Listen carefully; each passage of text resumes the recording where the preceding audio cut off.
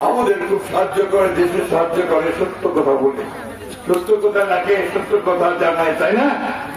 তারা বলছে যে নির্বাচনটা নিয়ে গত আগে নষ্ট করেছে, বাঞ্চাল করেছে, এটা নিয়ে কোন ষড়যন্ত্র আছে কিনা, ষড়যন্ত্র কাজ করে বন্ধন করে দেওয়া, নির্বাচনটাকে বাঞ্চাল করে দেওয়ার ব্যাপার আছে।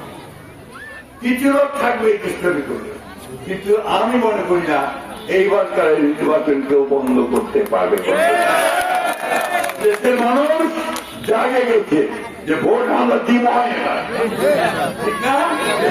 এইবার ভোট দিব আমরা, সেটা সবাই কেউ ঠেকাতে পারবে না ইনশাআল্লাহ। বন্ধুগণ, আমাদের ইয়াং ছেলে, বাচ্চা ছেলেরা আছে, 18 বছর বয়স হয়ে গেছে, তারও আছে, তার আগে ভোট দিতে পারেনি। এইবার ওরা প্রমাণ করছে যে ভোট আমরা দিব। আপনারা পাহারা রাখবেন যেন ভোটের সেন্টারে কেউ গোলমাল না করে।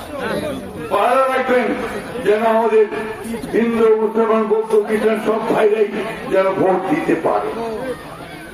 একটা দুষ্টামি করার খারাপ বুঝিয়ে আছে ব্যাপারে, এগুলো যেন কেউ করতে না পারে।